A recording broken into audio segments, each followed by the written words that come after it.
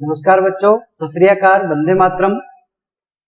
12वीं कक्षा के भूगोल विषय का 5वां अध्याय अपना चल रहा है, जिसमें विषय है जनसंख्या, प्रवास एवं मानव विकास।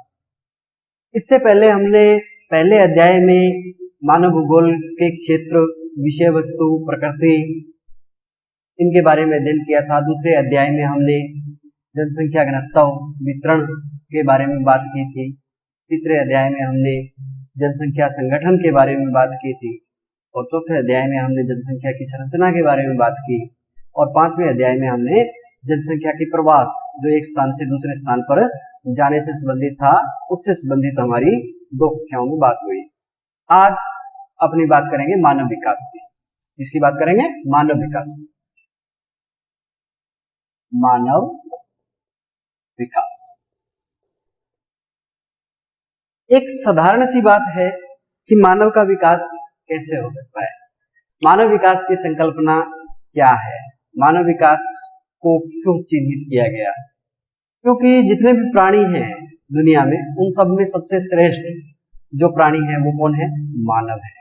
और मानव विकास की जो संकल्पना है वो एक आयाम को लेकर के नहीं है, ये ध्यान रखना। वो बहुआयामी है। बहुत सारी बातों को लेकर के मानव विकास की हम संकल्पना लेकर के आए हैं।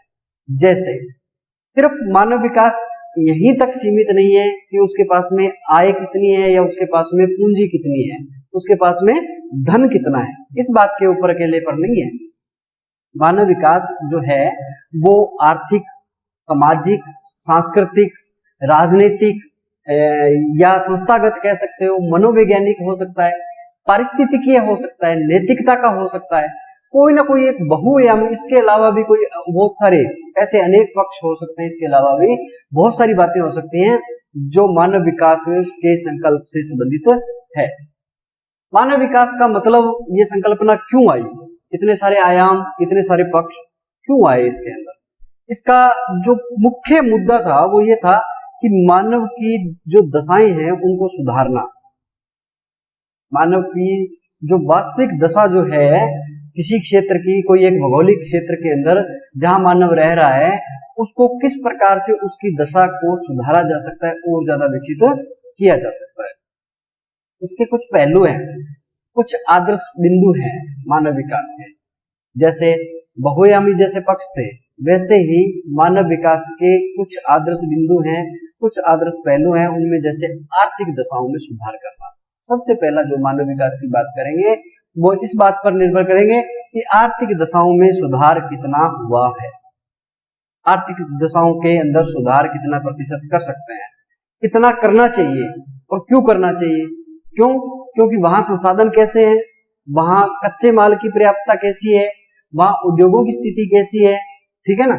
उन संसाधनों का प्रयोग कितने लेवल पर हो रहा है, जो संसाधन उपलब्ध है, और उनको और ज्यादा विकसित कैसे किया जा सकता है। तो सबसे पहला काम मानव विकास की संकल्पना का जो है, मानव विकास की संकल्पना मानने के लिए जो बात हम इंगित करते हैं, उसके लिए एक सबसे बड़ा आदर्श बिंदु है आर्थिक सुधारों का, आर्थिक दशाओं के अंदर सुधार करना या आर्थिक सुधारों को क्रियान्वित करना।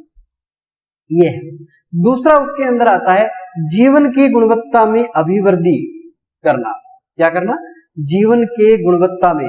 जीवन की गुणवत्ता में ये होता है, देखो यहाँ एक बात मैं आपको क्लियर कर देता हूं। मैंने कहा ना पहले कि आय या पूंजी से संबंधित नहीं होता मानव विकास। मानव विकास के बहुआयामी पक्ष है। आय एक उसका जरिया है, आर्थिक विकास है उसके अंदर, ऐसा नहीं है हम उसको नकारेंगे, नकार नहीं सकते, लेकिन मात्र उसके ऊपर नहीं है, केवल और केवल मात्र उसके ऊपर नहीं है, ठीक है ना।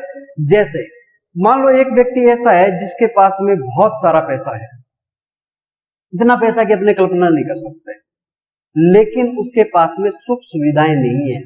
वो कंजूस प्रवृत्ति का हो सकता है, ठीक है ना। उससे पैसे खर्च करने की आदत नहीं हो सकती है, या वो बिल्कुल पैसा इकट्ठा करना जानता है, लगाना नहीं जानता। तो उसके पास में भौतिक सुविधाएं नहीं है, तो उसके जीवन की गुणवत्ता भी नहीं है, ठीक है ना। कई बार देखते हो ना, कई आदमियों के पास में बहुत सारा धन होता है और वो इतने कंजूस होते हैं कि कोई चीज खाएंगे तो वो भी घटिया स्तर की, पहनेंगे तो वो भी एक ही मतलब पैंट शर्ट के अंदर कहाँ चला देंगे, घर के अंदर बिजली ना बढ़े, जो बिजली है वो जले नहीं, ज्यादा अधिक ना चले, इसके लिए वो क्या करेंगे कि बिजली कम से कम मीटर का बिल आए, हमारा विद्युत का जो खर्च हो रहा है वो कम से कम खर्च आए, इसके लिए क्या करेंगे कि वो फिर पंखा भी नहीं चलाएंगे, अति आवश्यकता होगी तो बेशक, अन्यथा आप खिड़की दरवाजे खोल लेंगे।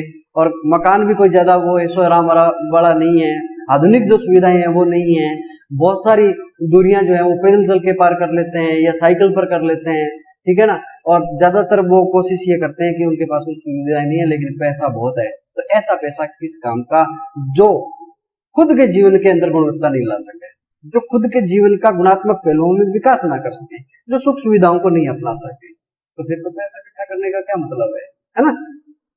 तो इसके अंदर सिर्फ आय या पूंजी होना ही नहीं है, कई व्यक्ति ऐसे होते हैं जिनके पास में धन तो बहुत ज्यादा नहीं होता है, लेकिन उनके पास में जीवन की गुणवत्ता के अंदर अभिवृद्धि होती है, वो जीवन को बहुत अच्छे तरीके से, उच्च तरीके से जीते हैं, ठीक है ना, बहुत ही अच्छे ढंग से, और बड़ा सुकुशल, और उनकी आयु भी लंबी होती है क्योंकि उनके पास में सुख सुविधाओं का उपभोग करते हैं वो, है ना। तो इस कारण से जीवन की गुणवत्ता में अभिवृद्धि करना इसका दूसरा आदर्श है। पहला आदर्श क्या था, आर्थिक दशाओं के अंदर सुधार करना, दूसरा क्या है, जीवन की गुणवत्ता के अंदर अभिवृद्धि करना है।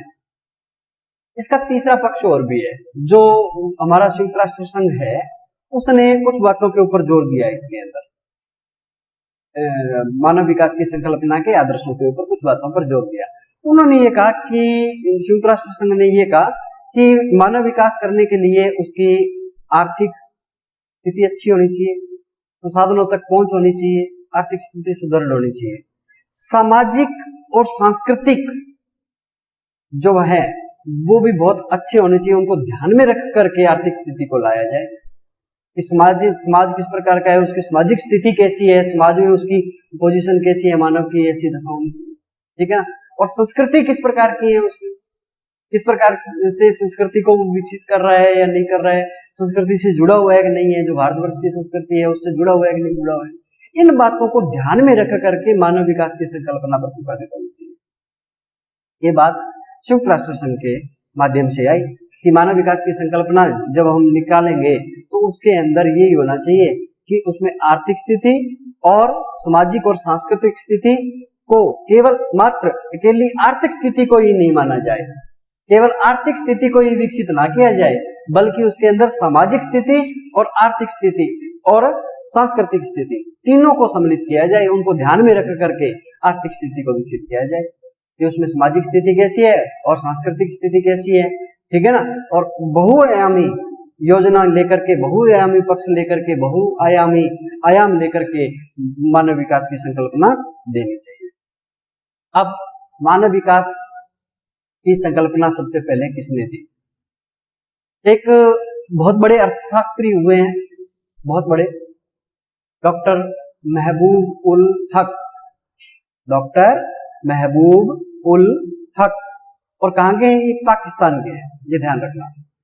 इन्होंने मानव विकास की अवधारणा या मानव विकास की संकल्पना को सबसे पहले प्रतिपादित किया।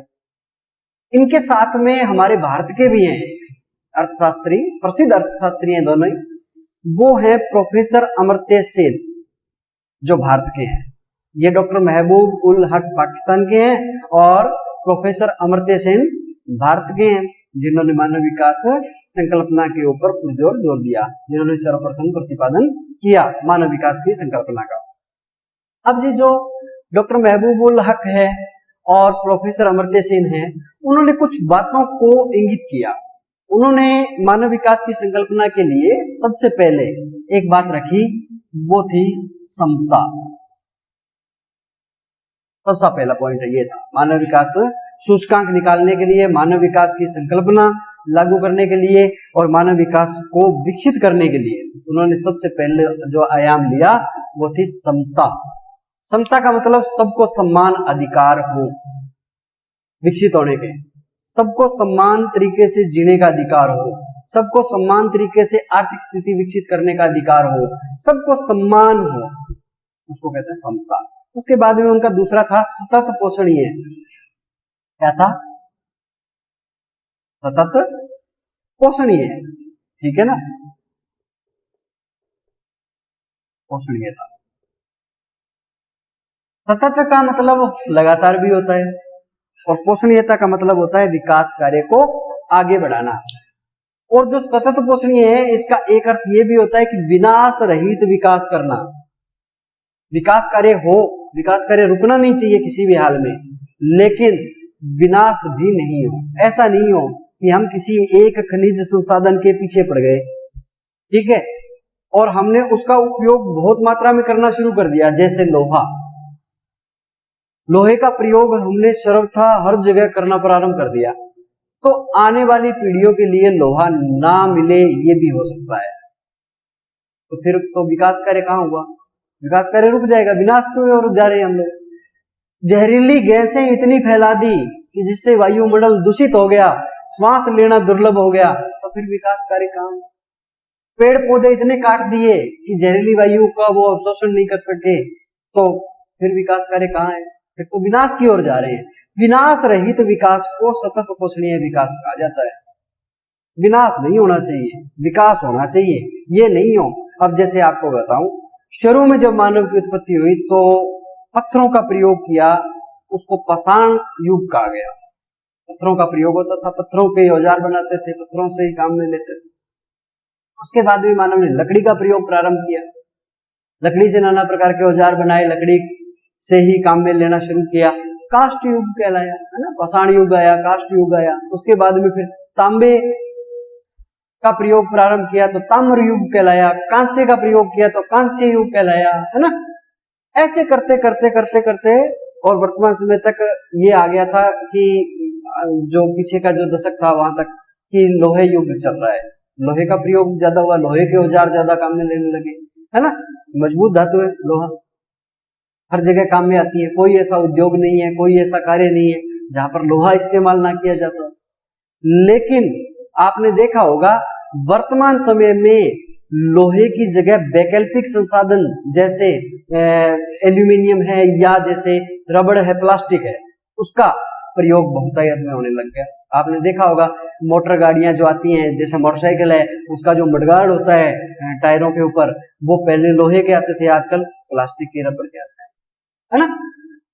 तो ये वैकल्पिक संसाधन आ गया। जहां अति आवश्यकता है वहां लोहे का प्रयोग किया जा रहा है, और अति आवश्यकता नहीं है वहां पर वैकल्पिक संसाधन, ऐसा संसाधन जो सहजता से हम ले सकते हैं, सहजता से जिसको प्रयोग में कर सकते हैं, उन संसाधनों का प्रयोग करने लग गए। तो इस चीज को क्या कहते हैं? सतत पोषणीय विकास के अंदर शामिल करता है।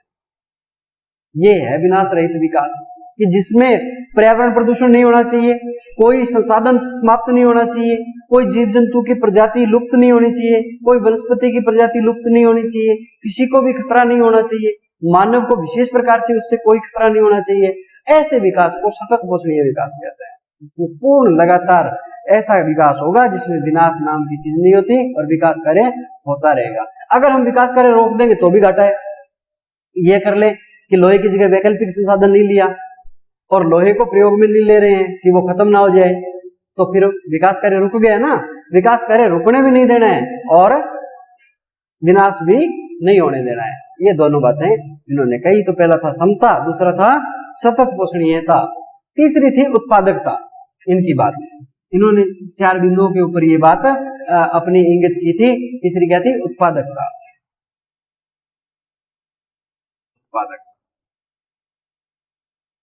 उत्पादकता से मतलब ये था कि जब हमने समता का अधिकार दिया, सबको समान अवसर दिए, सभी को समान अवसर मिलने चाहिए, जीविको पारिस्थितिकी के विकसित होने के, आगे बढ़ने के, है ना, और सतत पोषणीय होना चाहिए, विनाश रहित विकास होना चाहिए।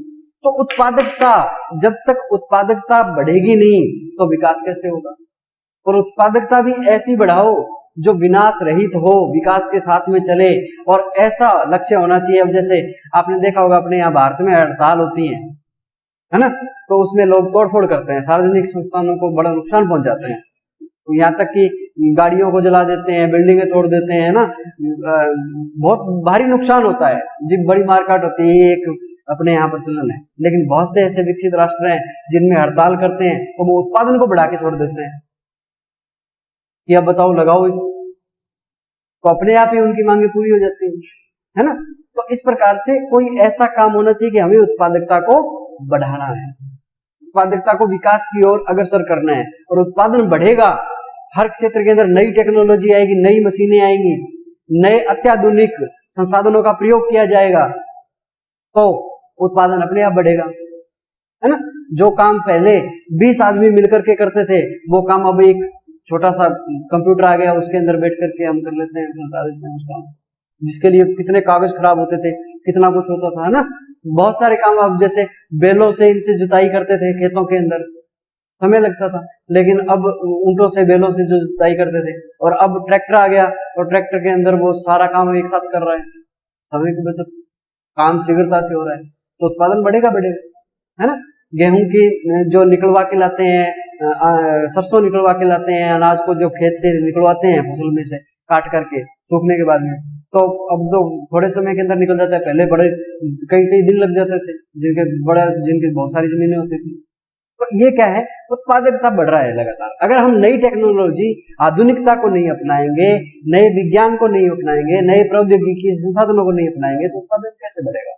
इसलिए उत्पादकता बढ़नी चाहिए, उत्पादन की क्षमता बढ़ेगी तो आर्थिक स्थिति सुदृढ़ होगी अपने आप, इसमें आर्थिक स्थिति अपने आप जुड़ जाएगी, जीवन की गुणवत्ता में अभिवृद्धि होगी, ठीक है ना, सामाजिक और संस्कृति के अंदर विकास होगा, तो आर्थिक विकास अपने आप स्वतः होगा, है ना। इस प्रकार से सबसे बड़ी बात तीसरी कौन सी थी, उत्पादकता। चौथी बात है इसकी सशक्तिकरण। क्या है, सशक्तिकरण। सशक्तिकरण, सशक्तिकरण के अंदर क्या है कि सबके साथ में संगठन में रहना, सबके साथ संगठन के साथ में चलना, सबके साथ मिलकर के रहना, सबको एक जैसी अधिकार देना, एक जैसे कार्य करना और सर्वपोषणीयता करना और उत्पादन बढ़ाना, तो फिर सबका संगठन होना चाहिए, एक दूसरे के साथ में मिलजुल करके प्रेम भाव से रहना चाहिए। अगर सशक्तिकरण नहीं है, एकता नहीं है सभी में, तो भी उस राष्ट्र के अंदर मानव विकास नहीं हो सकता। कोई एक आदमी काम चला सकता है क्या, नहीं ना। सबको साथ के साथ में एक दूसरे के ऊपर आत्मनिर्भर भी रहना पड़ता है, एक दूसरे के साथ में लगाव भी रखना पड़ता है और एकजुट भी रहना पड़ता है। ऐसा नहीं है कि मैं राजस्थान का हूं, मैं पंजाब का हूं, मैं हरियाणा का हूं, मैं उत्तर प्रदेश का हूं, और भारत के ऊपर अगर कोई आक्रमण कर दे या भारत के ऊपर कोई आंच आए तो हम मदद ना करें, कि हमें क्या लेना देना है, तमिलनाडु के अंदर हुआ है ऐसा हम क्यों करें। सुनामी आई थी, बताओ, पूरे देश ने एकता का परिचय दिया था। कोरोना आया है, पूरा राष्ट्र एकता का परिचय दे रहा है, सरकार का सहयोग कर रहा है, राष्ट्र को विकसित करने के अंदर अगर नहीं है ना, कोई भी आदमी भूखा नहीं सो रहा है, ऐसी हमारी योजनाएं चला रही है सरकार। तो ये है सशक्तिकरण, कि पूरा राष्ट्र एकजुट रहे, पूरे राष्ट्र के अंदर एकता हो और सभी कार्य करने वालों में सब में एकता हो, तो अपने आप सभी की आर्थिक स्थिति सुदृढ़ हो जाएगी। एक दूसरे का हम सहयोग करेंगे तो अपने आप आर्थिक स्थिति सुदृढ़ हो जाएगी, है ना। तो इस प्रकार से इन्होंने चार बातें रखी, किसने, डॉक्टर महबूबुल हक और प्रोफेसर अमर्त्य सेन ने, जिन्होंने मानव विकास की संकल्पना का प्रतिपादन किया, जो प्रथम व्यक्ति थे जिन्होंने ये जारी किए थे, वो है समता, सतत पोषणीयता, उत्पादकता और सशक्तिकरण। इन चार बातों के ऊपर इन्होंने विशेष बल दिया। अब जी मानव विकास सूचकांक की बात करते हैं अपनी थोड़ी सी। मानव विकास सूचकांक है क्या। सबसे पहले बात तो ये कि मानव विकास सूचकांक जैसे अपने बीपीएल कार्ड बनते हैं ना, गरीबी रेखा से जो नीचे जीवन यापन कर रहे हैं उनके बीपीएल कार्ड बनते हैं, आपने देखा होगा, ऐसा है।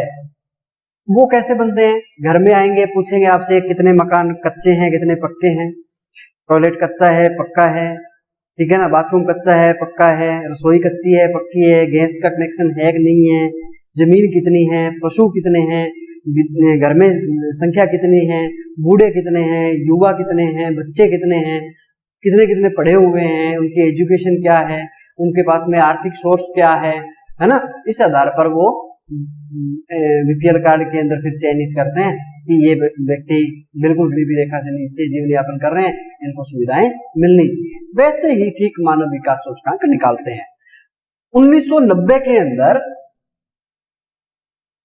संयुक्त राष्ट्र संघ की जो विकास कार्यक्रम परिषद है यूएनडीपी, ये प्रश्न आपके बहुत बार आता है कि मानव विकास सूचकांक की जो रिपोर्ट है वो कौन सा विभाग जारी करता है?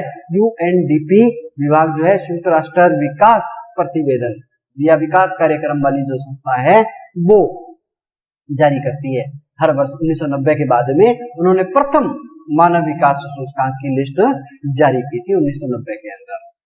ठीक है, संयुक्त राष्ट्र विकास कार्यक्रम की जो संस्था है यूएनडीपी वाली, उसने 1990 में प्रथम मानव विकास सूचकांक की रिपोर्ट जारी की थी। यहाँ है क्या मानव विकास सूचकांक? ध्यान रखना, मानव विकास सूचकांक एक से अधिक नहीं होगा,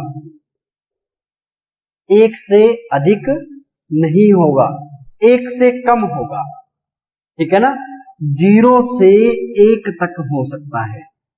अन्यथा मानव विकास सूचकांक जैसे 0.00613, 0.321, 0.543, 0.969, ये हो सकता है इस प्रकार से।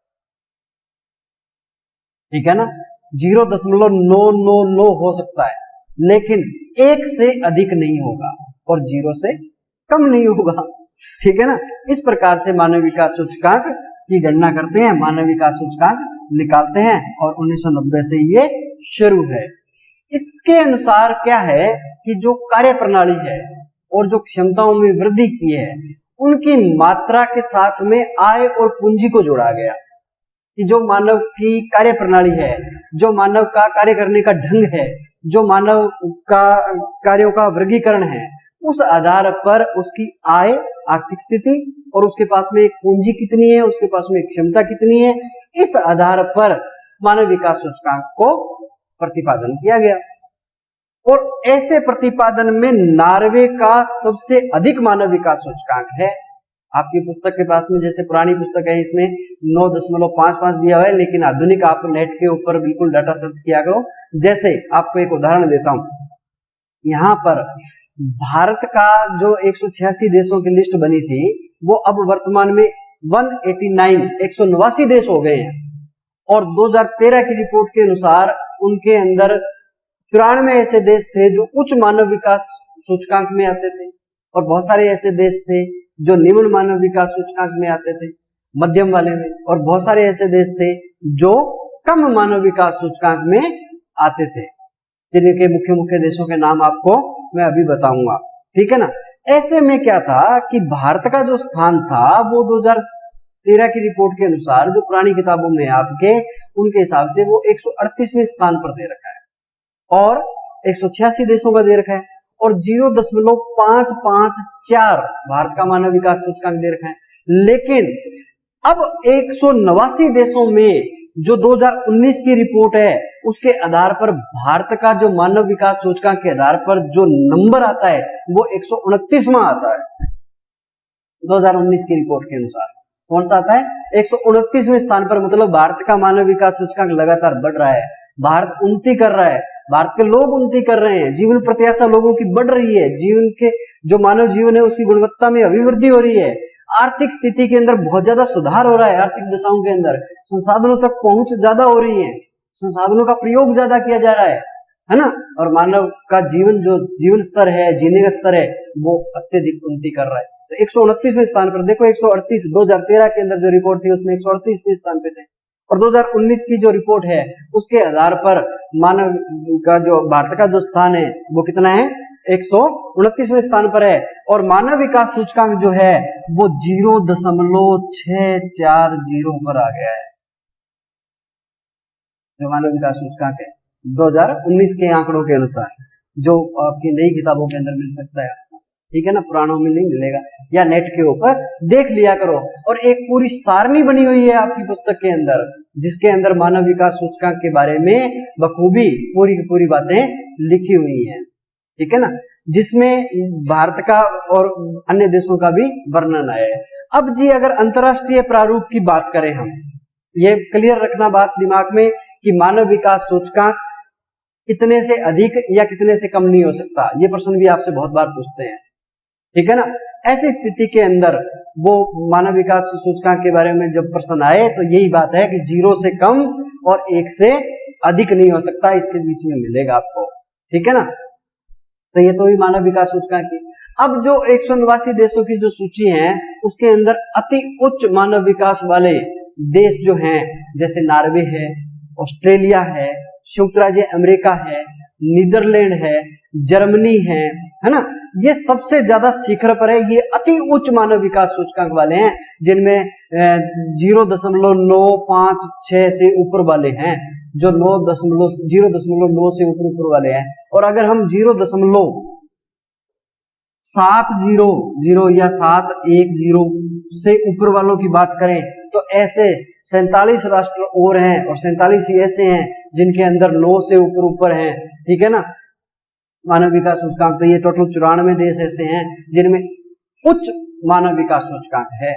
ऐसे 94 राष्ट्र ऐसे हैं जिनका उच्च मानव विकास सूचकांक है, जैसे जापान है, इजराइल है, सिंगापुर है, हांगकांग है, अपने कोरिया है, चिली है, यूरुग्वे है, संयुक्त अरब अमीरात है। ये राष्ट्र जो पहले बताए, जैसे मैंने नॉर्वे है, ऑस्ट्रेलिया है, संयुक्त राज्य अमेरिका है, नीदरलैंड है, जर्मनी है, ये राष्ट्र उच्च मानव विकास सूचकांक वाली श्रेणी में आते हैं, जिनमें बहुत ज्यादा विकसित है, टेक्नोलॉजी विकसित है, मानव जीवन की गुणवत्ता में अभिवृद्धि हुई है, जो मानव जीवन जीने की प्रत्याशा है वो अत्यधिक है, ये वो राष्ट्र है। अब जी मध्यम दर्जे वाले राष्ट्रों की बात करें तो उनमें क्या है कि 0.50 से 0.70 तक का जो मानव विकास पाया जाता है, मतलब 7 से ऊपर वाले तो उच्च मानव विकास सूचकांक में शामिल कर लिए, और ये 0.50 से 0.70 वाला जो मानव विकास आता है, ऐसे देशों के अंदर जैसे चीन है, थाईलैंड है, मंगोलिया है, फिलीपींस है, भारत है, भारत का नाम इसी श्रेणी में आता है अपना, ठीक है ना, जो अभी मैंने बताया, इंडोनेशिया है, पाकिस्तान है, बांग्लादेश है, ये सब के सब इसमें शामिल किए जाते हैं। जो मध्यम मानव विकास सूचकांक वाले में जो विकासशील हैं, ठीक है ना, वो सारे के सारे क्या हैं, जो उच्च मानव विकास सूचकांक वाले हैं वो विकसित राष्ट्र हैं, और ये विकासशील है जो विकास विकसित होने के और प्रगतिशील है, आगे बढ़ रहे हैं। आने वाले समय में हो सकता है ये विकासशील जो राष्ट्र हैं वो विकसित राष्ट्र कहलाएं, ऐसा भी हो सकता है। मानव विकास सूचकांक बदल सकता है, अगर हमारी यहाँ जीवन प्रत्याशा बदल जाती है, पूरा माहौल बदल जाता है, आर्थिक स्थिति सुदृढ़ हो जाती है हर आदमी की, है ना, जीवन की गुणवत्ता में अभिवृद्धि हो जाती है, सामाजिक और संस्कृति के अंदर विकसित हो जाता है मानव, है ना, और जीने की जो प्रत्याशा है वो लंबी चलती है, उसकी बहुआयामी सुख सुविधाएं मिलती हैं, तो वो सारे के सारे फिर हम उच्च मानव विकास सूचकांक की श्रेणी में भी आ सकते हैं। जैसे भारत का बढ़ रहा है लगातार, है ना, जो आंकड़ा आपको भी मैंने एक बताया कि 2013 के अनुसार 138वें स्थान पर था और 2019 के अनुसार ये 129वें स्थान पर आ गया। ऐसा मान सकते हैं ना, जो 129वां स्थान जो मैंने पहले आपको बताया था उस हिसाब से, है ना। और मानव विकास सूचकांक जो है वो 0.640 के अंदर आ गया, लेकिन अभी मध्यम मानव विकास सूचकांक वाले में है। अब जी निम्न मानव विकास सूचकांक वाला क्या है कि वो 0 से 0.00 से 0.5 तक जो आते हैं वो बिल्कुल निम्न मानव विकास की श्रेणी में आते हैं, और उसमें बहुत सारे अफ्रीका महाद्वीप के देश हैं, जैसे कांगो है, चाड है ना, ये बहुत सारे अफ्रीका महाद्वीप के हैं, रवांडा है, सूडान है, इथोपिया है ना, इसके अलावा म्यांमार भी है, अफगानिस्तान भी है, गिनी भी है, नाइजर भी है, नेपाल भी है, जाम्बिया भी है। ये देश जो है ये निम्न मानव विकास सूचकांक की श्रेणी में आते हैं, ये उच्च मानव विकास सूचकांक की श्रेणी में नहीं शामिल किए जाते, तो ये निम्न वाले में आ गए। इनको अब आपको करना क्या है, आप अपनी पुस्तक के अंदर इनको देख करके अच्छी तरह से विश्व का मानचित्र बना करके, और उस मानव अलग अलग 3 रंग लीजिए, आप लोग 3 कलर के पेन ले लीजिए, जैसे नीला हो गया, लाल हो गया, काला पेन हो गया, या नीला लाल हरा पेन हो गया, है ना, इस प्रकार से, या आप स्केच कलर ले सकते हो, या जो लकड़ी वाले पेंसिल कलर आते हैं वो ले सकते हो, और विश्व का मानचित्र लेकर के जिसके अंदर राजनीतिक मानचित्र हो, सभी राष्ट्रों की जो बाउंड्री होती है वो कटी हुई हो, सभी राष्ट्र उसके अंदर इंगित किए हुए हो, और उन राष्ट्रों के अंदर विश्व का एक मानचित्र जो बना बनाया हो, जिसके अंदर राष्ट्रों के नाम सहित भरे हुए हो, राजनीतिक मानचित्र, उसको रख करके, और जैसे उच्च मानव विकास सूचकांक वाले राष्ट्र कौन से, उनको एक रंग से भर दिया, जैसे लाल से भर दिया। मध्यम मानव विकास सूचकांक वाले कौन से देश हैं, उनको जैसे हरे से भर दिया, है ना, प्रगतिशील है, आगे की ओर बढ़ रहे हैं। निम्न मानव विकास सूचकांक वाले जैसे उसको नीले से भर दिया, है ना। तो इस प्रकार से विश्व के मानचित्र को अगर आप भर लोगे तो मानव विकास सूचकांक को कभी भी भूलोगे नहीं कि किस देश का कितना है, कैसा है। और थोड़ा बहुत आप लोग जैसे ऑनलाइन क्लासें लग रही हैं तो इसमें ये भी कर सकते हो कि आप इंटरनेट का प्रयोग कर सकते हो, आप अपने मोबाइल से गूगल के ऊपर भी चेक कर सकते हो, है ना। गूगल बाबा सब कुछ बताता है, आपको सारी बातें बताता है। अब जी भारत की अगर हम बात करें तो भारत के अंदर जो मानव विकास सूचकांक है सबसे ज्यादा वो है केरल का, ठीक है। और केरल का कितना है, भारत के अंदर की बात कर रहे हैं, टोटल भारत का मानव विकास सूचकांक कितना है 0.640, लेकिन केरल का 0.700 से ऊपर है, ठीक है ना। सर्वोच्च मानव विकास सूचकांक लिए हुए हैं केरल, और वो भी साक्षरता के आधार पर इंगित है सबसे ज्यादा। केरल में सबसे ज्यादा साक्षरता है, सबसे ज्यादा साक्षरता का रेशो है। जो हमने साक्षरता वाला क्वेश्चन किया था तो खूब इस पे बात की थी, चर्चा की थी पीछे वाले लेसन में, है ना। तो साक्षरता के आधार पर, शिक्षा के दृष्टिकोण से, शिक्षा के स्तर के आधार पर उसका मानव विकास सूचकांक सर्वोच्च है। और फिर इसके बाद में जैसे दिल्ली है, हिमाचल है, गोवा है, ये या अपना पंजाब है, इन में भी अब जैसे दिल्ली राज्य है, हिमाचल है, गोवा है और पंजाब है, इन राज्यों का मानव विकास सूचकांक भी उच्च श्रेणी में आता है केरल के बाद में। और इसके अलावा जैसे बिहार है, उड़ीसा है, छत्तीसगढ़ है, इनका जो मानव विकास सूचकांक है वो सबसे नीचे की श्रेणी में आता है ना। बिहार, उड़ीसा, छत्तीसगढ़, इनका मानव विकास सूचकांक सबसे नीचे की श्रेणी में आता है। यह है भारत की बात, जो भारत के अंदर मानव विकास सूचकांक के ऊपर है। तो इस प्रकार से मानव विकास सूचकांक को बढ़ाने के लिए हम क्या कर सकते हैं, प्रश्न ये भी हो सकता है।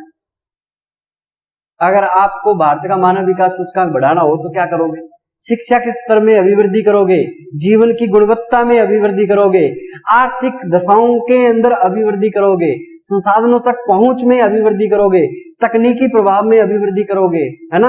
और सूचना और प्रौद्योगिकी के अंदर सबसे ज्यादा अभिवृद्धि करोगे, और विज्ञान के अंदर अभिवृद्धि करोगे, जिससे नई नई तकनीकें आएंगी। इससे हम मानव विकास सूचकांक बढ़ा सकते हैं। हर एक आदमी को समता का अधिकार देंगे, हर एक को गोपनीयता का अधिकार देंगे, हर एक को उत्पादकता के अंदर अधिकार देंगे, हर एक को सशक्तिकरण के अंदर अधिकार देंगे, तो भारत का मानव विकास सूचकांक बढ़ सकता है। और इसी के साथ में अपने ये 5 अध्याय एकदम पूर्ण हो चुके हैं। आज 5वां अध्याय हो गया। इसके प्रश्न उत्तरों के निशान आपको वैसे मिल जाएंगे या नोट्स में मिल जाएंगे। आप लोग बिल्कुल आप किताब को पढ़िए और इसको करिए। इसी के साथ में थैंक यू।